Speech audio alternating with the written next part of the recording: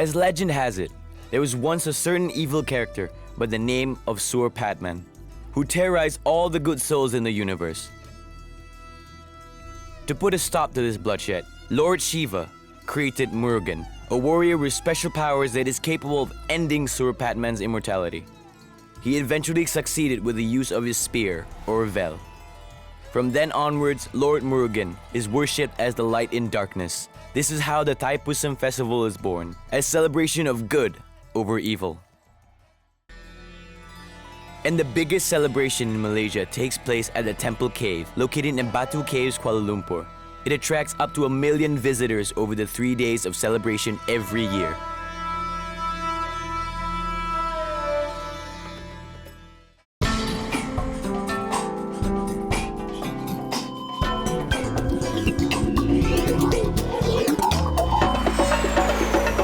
In this episode, we're gonna have a little taste of one of the oldest cultures the world has to offer, which is the Thaipusam festival, celebrated by the Tamil community, specifically in Malaysia. The celebration is over 3 days, but the people have prepared over a month. Thaipusam falls on the full moon of either January or February, and right here in Malaysia, it's celebrated on a large scale, bigger than the one in South India where it originated from. And to walk us through these 3 days, we have Wiki, a local who has been taking part in this festival every year. Hello. Nice to meet I'm you. Nadhir. Nice to meet you. Welcome to Malaysia. Malaz, nice to meet you. Thank you very much. All right, so you guys are here to witness one of the biggest event of the Hindu community here. Right, it's called Thaipusam. It's a 3 days event, and we're gonna start with the Chariot Walk. Okay, so we are at the Mariamman Temple. So this is going to be the beginning point of the whole Chariot Walk.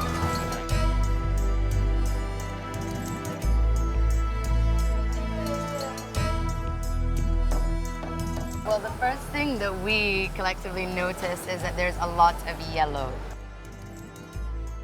We can refer it to the religion itself. So we just wear something yellow when we are doing the rituals or any puja for today. I see all the people here who are doing the procession doesn't have shoes or wear something in the feet. It's just a kind of an act of respect towards the god. Because like when you enter the temple, you take off your shoes, right? Yeah. It's similar, like the whole journey is more like going to a temple. Because chariot is the main thing of the day, okay? Because like we're going to transfer the statue of the god from this temple to another temple. So we're going to treat the statue more like a king today, and we're going to just carry him all the way. Right. Okay, so I'll just bring you off to where these people are like, beginning their palkudam, okay? How they're going to start the ritual and how they're going to put it on their head and just start the walk. It is widely understood that women are not encouraged to enter temples during their menses, and I respect that.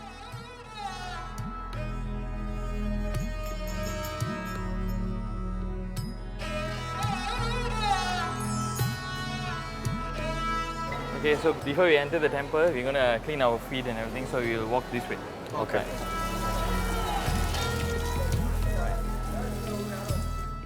Alright, so this is the main hall of the temple. There's 3 different statues of God. Yeah. This is a Mariamman temple. That means like Mariamman is a deity. That's the main statue of this temple. But then today is Murugan's special day. Murugan is the deity behind the whole Thaipusam. People will come here for many reasons. Okay, they will be doing their offerings or paying the tribute for some certain reason that affected them, right? So like most people, they'll do it as a tribute after their vow is like completed. Probably like they receive some good things in their life, so they want to pay a tribute to the god. Some people, they will say they want to achieve something, so in order for that, they will pay this tribute earlier before something happens to them. Okay, this is like more like a positive prayers like that. So what they will do is like they fill in the milk in the pot, okay, and then they'll be holding it here, like they will get the blessings from the god, okay. And then after they are done with the prayers, and then they will just put it on their head, and they will never put it down after that until they reach the Batu Caves. Right.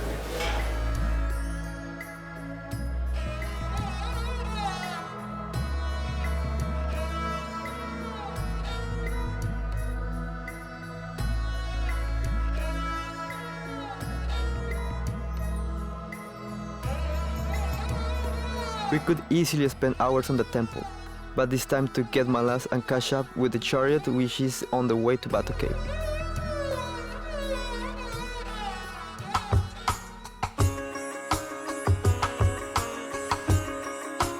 You know what's a funny thing? I've been in Malaysia for nearly 18 years of my life, and I've never seen this many people walking together at this time. Yeah, it's like usually this time people will be asleep, and now everyone's so dedicated. Just walk all the way to Batu Caves. That's in my book. It's really wow. It's just amazing.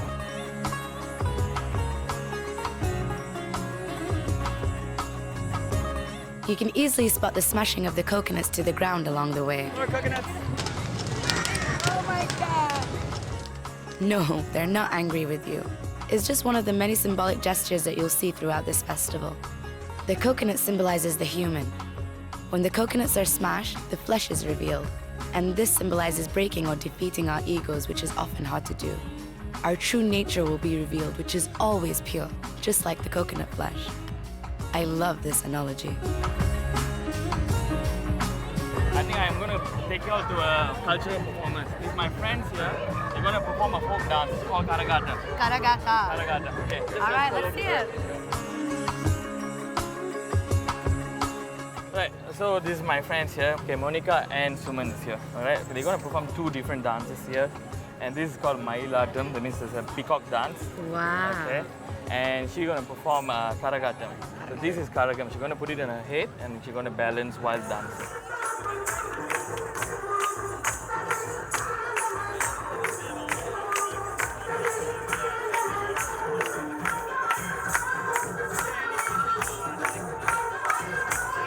I come from a very dancey culture, so there is no way I will miss the opportunity to try this dance out.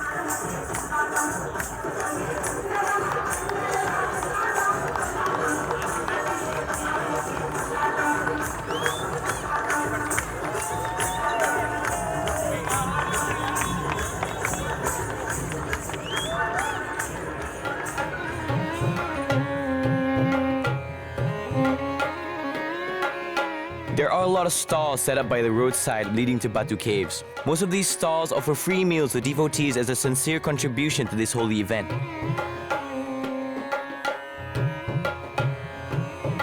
As you can see, we're also playing our part.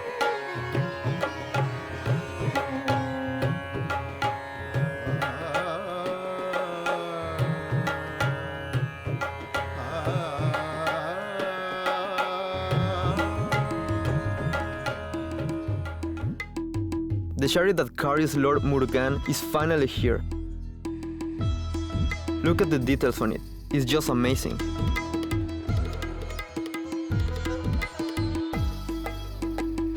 Right, as you notice, from each booth, the people will be passing the offerings in a plate. Right? So what will happen is the main priest, he will do the rituals, and he will take some flowers as a significance that they accepted your offering. They'll pass it back to them. Okay? If you offer, you have to offer a specific thing, or you can offer whatever you want. Usually it's a combination of flowers, coconut, and some perfume kind of things. This 15 kilometers procession will take up 10 to 12 hours to reach to Batu Cave. And a lot of these people will walk beside it throughout the journey.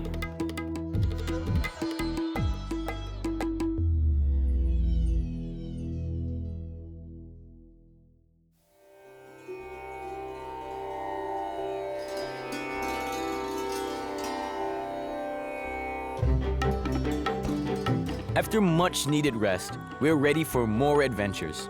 Today, Wiki will show us how kavadis are prepared and what are the rituals performed by the kavadi bearers before they make their way up to the temple cave.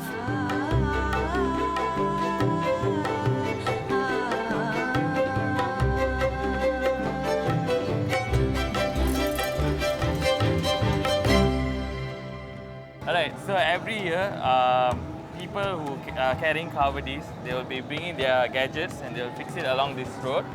Okay? And today I'm just going to bring you all up close with these people and show you all how they're going to fix the decorations and on kavadis.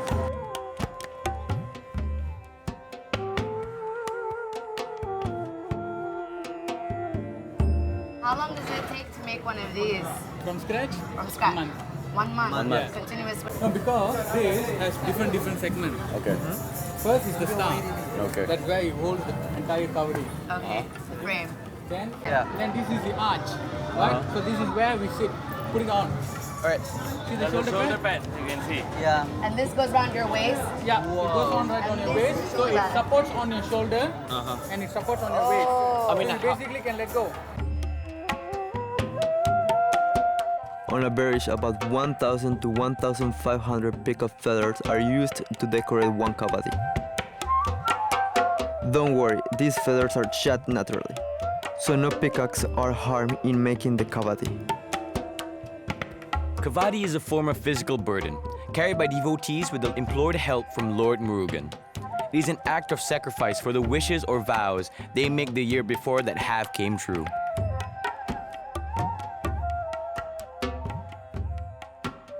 There are many shapes and sizes of kavadis, like the pal kavadi,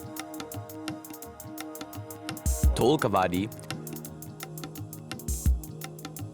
alavu kavadi, kudam mul kavadi,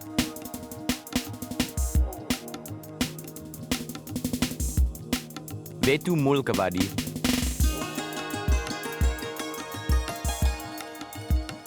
anga pradakshina,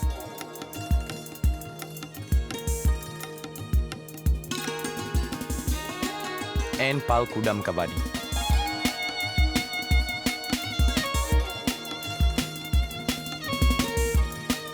Each and every one of these have their own level of difficulty, and the bearers have to go through a strict regime at least 48 days before the actual day.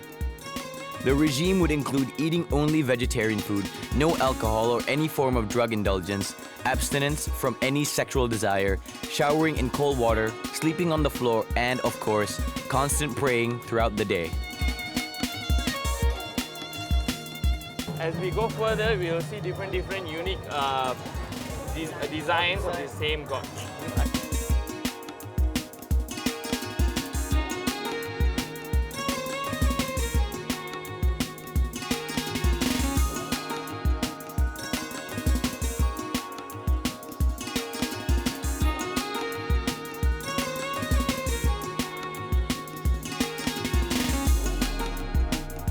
And of course, Malaz wanna try, and I'm not really surprised.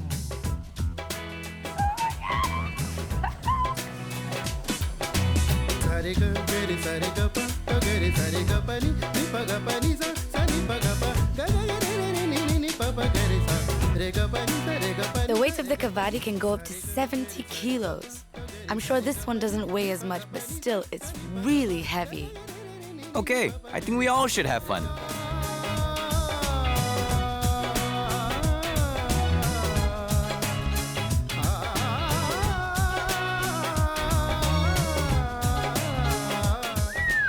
Wow. It's pretty heavy. And it's not just in balance, also it's moving around. It's not balancing. Yeah, actually. it's They're moving actually- around. They're actually holding it for you. Yeah.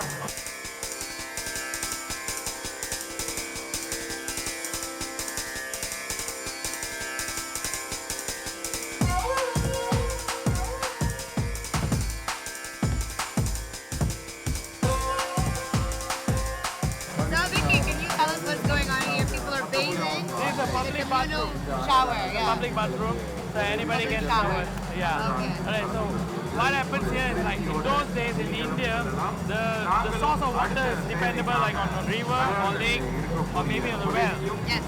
So people who come to Batu Caves, they'll do their prayers by the riverside because most of their rituals will involve water. So and the main thing is that before you do your offerings to the god, you have to cleanse yourself. So the cleaning process involves showering.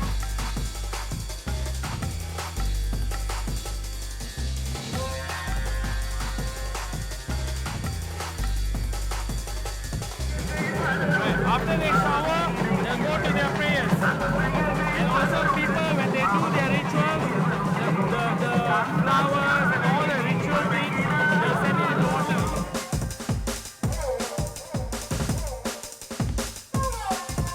After cleansing themselves, the kavadi bearers will go through some praying rituals. So this is the main spot.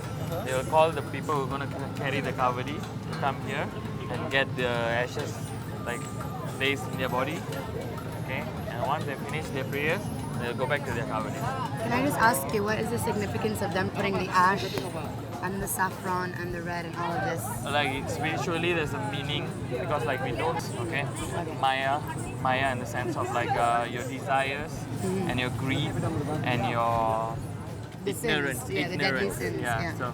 So you don't want that to be in your body. So you mark your body in the symbolism of like you don't want that in you. And if you talk about the medical terms of it, it's more like you don't want the sweat of your body or the water in our body to like to be trapped inside. And then what's the saffron? There's a few indications to it. One is like spiritually, this is the spot of our entire body. The nerves will meet here. So it's a very sensitive spot. So they put the red saffron as like a block. If there's any bad vibration comes, attacks us. So it's the third eye. Yeah, kind of a most hottest spot, they will call it.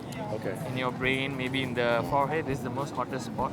So they use the sandalwood, okay, and also saffron to block this area from heating up. As you see, like when you put the yellow powder, right? Okay, so the powder will suck in the heat. So it will let it be cool. Cool, yeah. I thought they put clay. I didn't know it was And saffron. they also do the same thing to their head so that they let it be a bit cold. So when you're walking together with the kavadis, people will be chanting this cheers, kind of a cheers. Yeah, I They're can called hear Veil. Real. Veil. It's the Veil. name of the Lord Murugan. So if like one person says Veil, everybody will like follow that tune. All right, so you guys know? Yeah, So next so- time they say Veil, we say Veil. Veil. Sometimes they'll say Vetri Veil. Okay, Vetri Veil, that means the other crowd will say Veera Veil. It's just like hip hip hooray. Okay.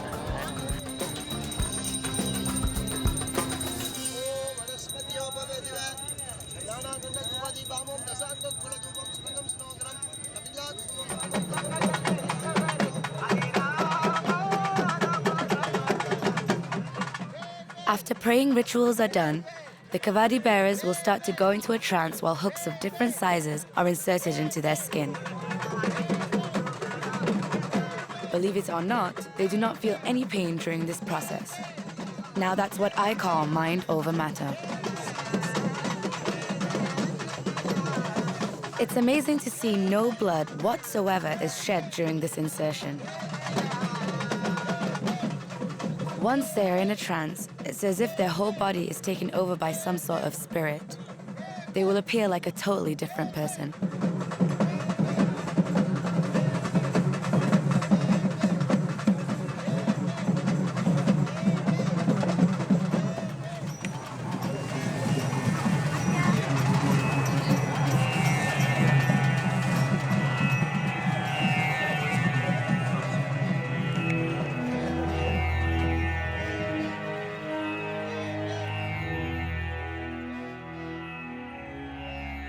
Some devotees will take the opportunity to ask the spirit now, residing in the kavadi bearers, for advice regarding issues they might have.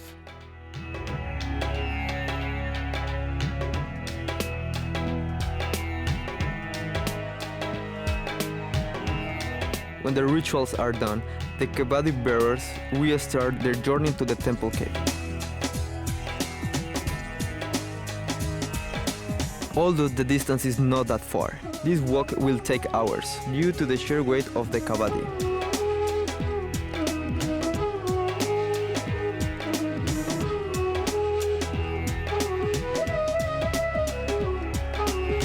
It's common for the kavadi bearers to take a rest every few hundred meters to regain their energy. It's the assistant's job to carry with him a stool and a water bottle throughout the journey and make sure that the kavadi bearer is properly rested and hydrated.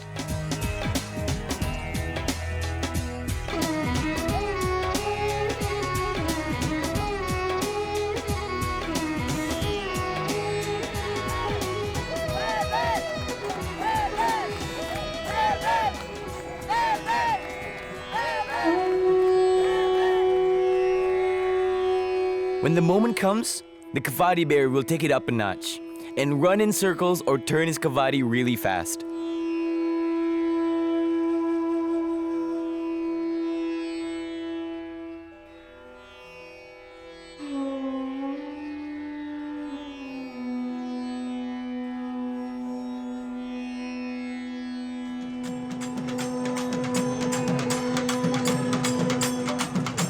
The moment we step into the temple compound, all we can see is a sea of people.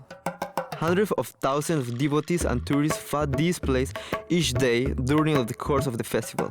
Definitely not a good place to get lost. Okay, so now this is the majestic Batu Caves. Yeah. The cave that holds Murugan's temple. One of the biggest cave temples in Southeast Asia. Right. Kind of big friends here. Yeah. The largest, tallest in the world, I would say.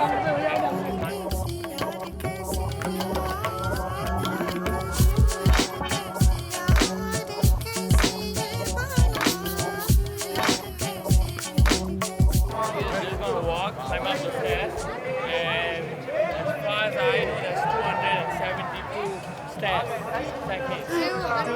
272 stairs. My feet are about to climb. I definitely know you guys can do it because, like, if you check on the other side, people will be carrying kavadi and they'll be climbing the. Yeah, actually. Now here's the toughest part for the kavadi bearers. Going up 272 steps to get to the temple cave. Not just that, but with a 70-kilo load on their back. It really is incredible.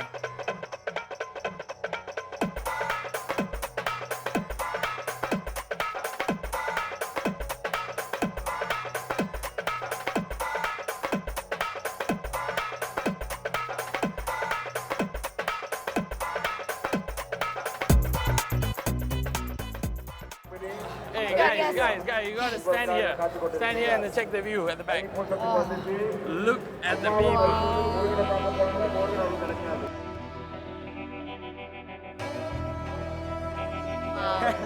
We made it, guys, we made it!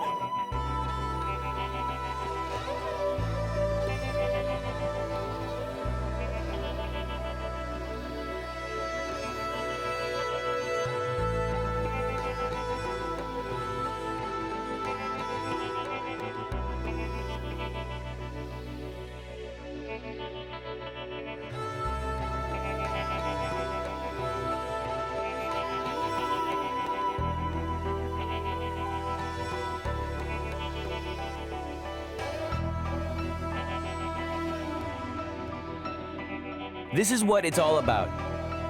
Once the devotees reach the temple, they queue up to offer the milk they were carrying to Lord Murugan.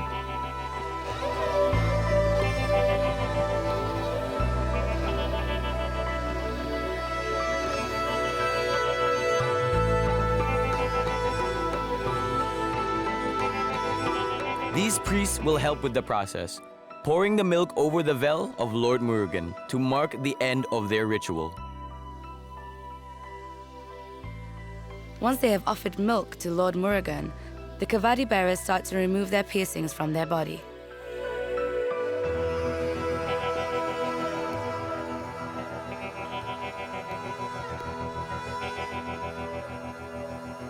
Priests will attend to them and consecrated ashes sprinkled over the piercings before being removed.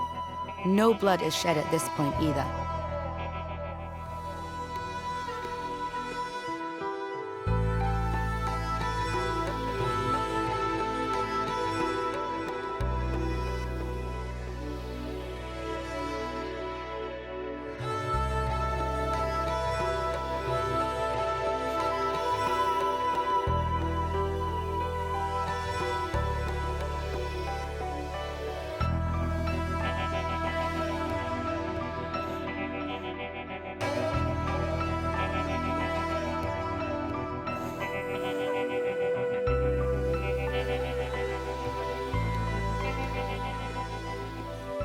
After removing the hooks, the priest will do some prayers with the kavadi bearer to end the trance. Once they come out of the trance, they fall straight to the floor, oblivious to what's going on around them.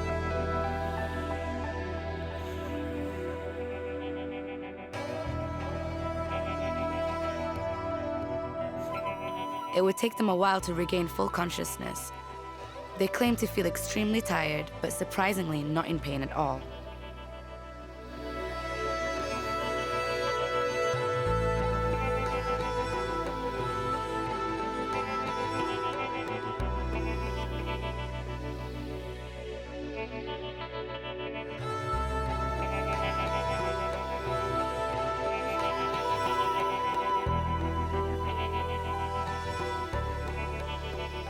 So I'm here with Patrika. She has been doing this for 2 years. This is her second time. And we noticed that her pants are dirty on her knees area. And that's because she climbed the whole way up here on her knees. So I want to know why did you do it, and why did you do it on your knees and not your I actually did it for my family now. My brother has a real problem. Your brother has a kidney problem since he was a child. So actually went for transplant earlier but failed. So he's on the list now. So I'm hoping for him to get a kidney. and you're walking on your knees because you're suffering a bit more for your family and you want. So I want to God open his eyes soon. When you walk on your knees or when you climb the stairs on your knees, how long does it take for your knees to fully recover? When can you walk normally again? I can walk normally, but it's just painful now. Yeah. And when does the pain go away? Some days, some hours? About 1 week. 1 week? Wow, that's a long time. And you're gonna go to work as normal? Wow. Okay, well, God bless you, God bless your brother, and God bless your family. Thank you so much. Nice to meet you, Patrika.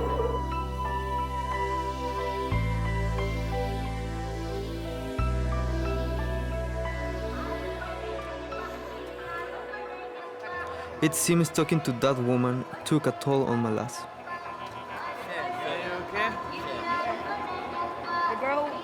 The girl walked on her knees, but her brother, he had a transplant, and his body rejected it, and since he was 7, he's been on dialysis. My sister walked up the stairs on her knees, so God will open his eyes so they can get another kidney for her brother.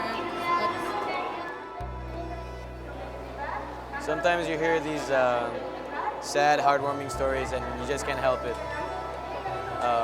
You just can't help but to get a bit emotional. So that's what happens from time to time.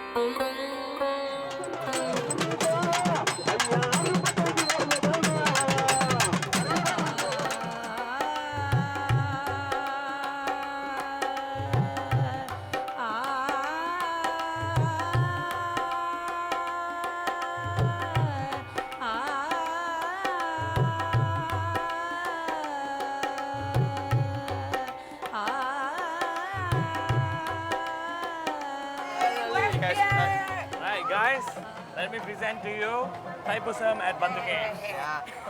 So this one is the climax of the celebration. Yeah, today is the highlight of the whole 3-day celebration. Okay, what's going to happen here is like people going to continue bringing their kavadis. Okay, but at night there will be more kavadis today. Okay, so what we're going to do is like past 2 days we've been checking out the night activities. So today I'm going to bring you all for the daytime activity at Batu Caves, and also we're going to stay here for the whole day.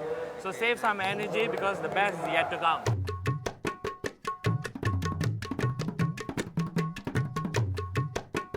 Da da da da dinna da There are also many stalls set up in Batu Caves that give out free food to their devotees, just like the one we saw the other night. This stall in particular is set up by a charity organization that serves a buffet of vegetarian food.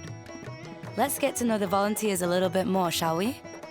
From India, we used to give free food for the poor and rich people with food. Okay. But I've seen it a lot here in the Thaipusam festival. A lot of people handing out food, drinks, free flowers. Why is that? We all doing charity, ma. We do charity. It's like it will take out our karmas. We believe we have our karma. Yeah. So whenever we are let's say we have money, or you feel like giving donation, or feel like giving rice to people, it's very good for us. So it's like blessings. Yeah, blessings. In the form of karma. Yeah. So what goes around comes around. Yeah. So when you give good, you get good. Yeah. All right. End of the day, we might be going to gain nothing, isn't it? Right. So just do good things. That's nice. Did you guys hear that? She said at the end of the day, what are we going to gain? We're not going to gain anything, so we might as well just do good. That's really good. That's really nice. This group that consists mostly of teachers and housewives came all the way from Kedah, a state that's more than 300 kilometers north of Kuala Lumpur, just to cook and serve devotees food. It's really hard not to be touched by this kind of devotion.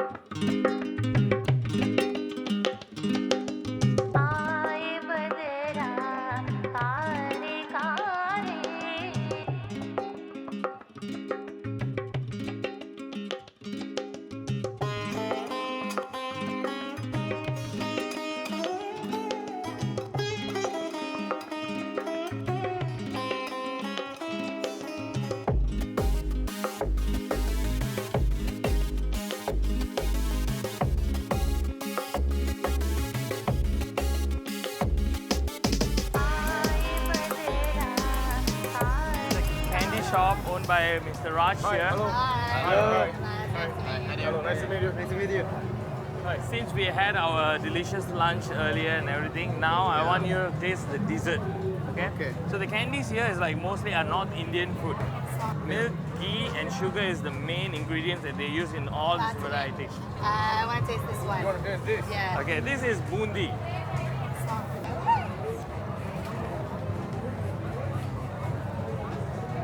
How does it taste? Sweet.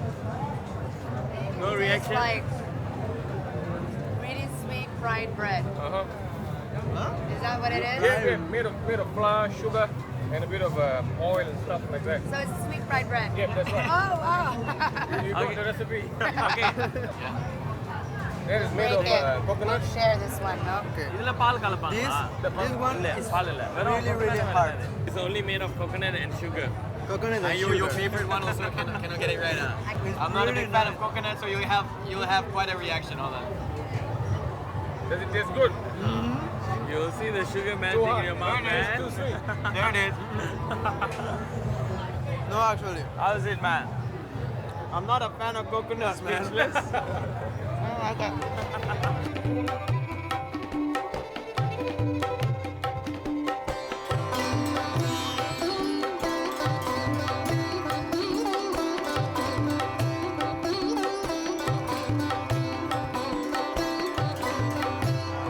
Alright guys, like I said, this is the South Indian version of the candies. Okay. They are not so sweet. Mostly are fried and they will be packed earlier for this kind of event. They have a lot of varieties here, but I'm going to introduce you to the three main ones, okay? This is puri. Puri. Puri. Puri. Okay, this is abal. Abal. and this is kadale. Kadale. Right. Kadale. So this is made of kadale. rice actually. Okay, they will fry the rice, okay, and then they will keep it here in this way. We have something like this back home in England called Rice Krispies. I'm sure it's international as well. It's like a cereal, so it's like fried rice. Correct. Okay, so this is the original Rice Krispies, y'all. Original Rice Krispies. This is also made of rice. Okay. The only difference is that they will fry it. And after they fry it, when they press it hard, Compress. it will become like this. Okay, so it's flat Doesn't rice. look like Yeah. rice at all. Like, Okay, go ahead. Okay, pull it. This is a lot. Okay. Wanna try Actually- this? Usually we will mix all this combination. Are these chickpeas? They taste like chickpeas. Right? Oh, really? Usually you have to drink a lot of water after eating this. It's dry. So you will feel dry. It's pretty dry. Okay, so it's like it's a perfect combination. When you buy the North Indian, it's too sweet. Here you don't find any sweetness to it. There's- So you mix all so together. it's not really candy. Yeah, it's not. They're just kind of like Snacks. snacks. After this, So dry and after this, I'm gonna let you all to go and explore Thaipusam on your own. It's a privilege for me to like be here and explaining about my own culture to people who are like first time experiencing all this. I hope that you guys enjoyed our festival. I Yeah. love that. That was amazing. Thank you so much. Really That's one of the craziest things I've ever seen in my life. It's All right, nice meeting you. Come on, give me a hug. Okay.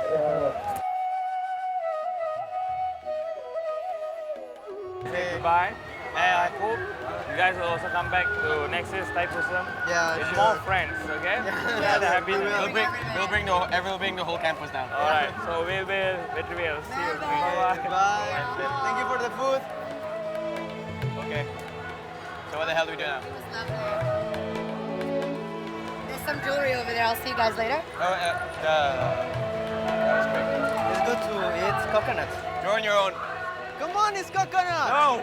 Come on. No!